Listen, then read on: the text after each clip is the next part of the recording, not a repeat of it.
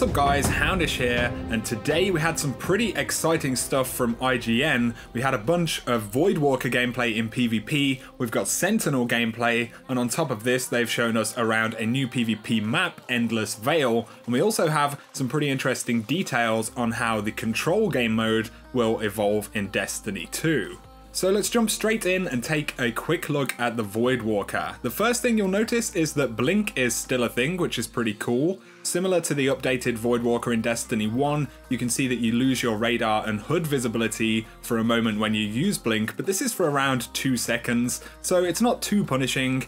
It also looks like you go kind of invisible during the Blink animation right there as well. We can see that there's a new or updated Void grenade right here, and it's almost a cross between the Scatter and the Axiom Bolt grenades from Destiny 1. The projectiles are bigger than scatter grenades and fewer, but they seem to have pretty minimal tracking, unlike the Axiom Bolts from Destiny 1. So it looks like, you need a direct hit if you really want to do some damage. Up next, we also see the Nova Bomb, which is this huge kind of Axiom Bolt, which actually seems to have some pretty good tracking on it, and it also has some smaller projectiles which follow up upon its detonation. It is a one bang all done super though, so the Voidwalker won't be getting a roaming super, at least not that we know of right now. We also get some pretty awesome gameplay of the Sentinel Titan, who firstly seems to be able to get some pretty great horizontal movement speed with that jump.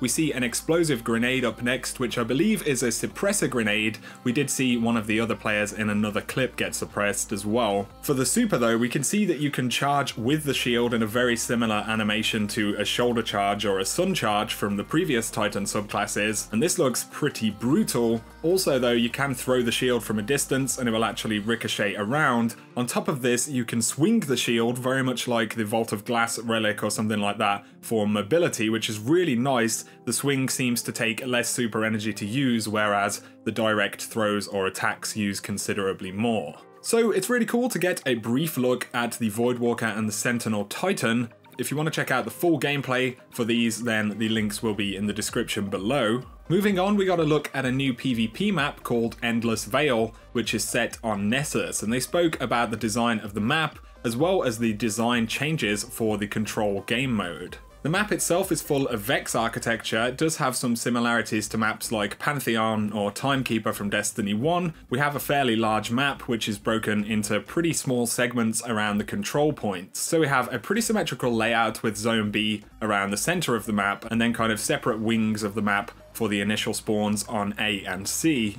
And they've really kind of focused on keeping the center of the map around Zone B, the primary engagement space, and they're also trying to get players to focus on the central area of the map as well. So when you actually spawn into Control in Destiny 2, Zones A and C will be pre-captured for the teams as they spawn in. So if you spawn in Zone A, it will already be captured, which encourages players to just go ahead and capture Zone B. Equally though, in that scenario, Zone C would be pre-captured for the enemy team. There are a few other changes, so capture zones will now capture at the same speed regardless of the number of players inside of the zone. So if you are solo capping a point, you aren't left waiting for ages because you're on your own. And this also opens up more possibilities in the new control game mode. It can be used for useful things like sending your teammates ahead to push the next objective and things like that. It enables a bit more decision making and speed for the game mode. You'll also notice that flags on capture points are now more transparent the closer that you get to them, so if you're in the zone you won't have your vision being obscured as you would have in a Destiny 1 control match, which is pretty nice. If you look at the HUD up top, you can see the score for each team in the game. Scoring itself has changed up a little bit,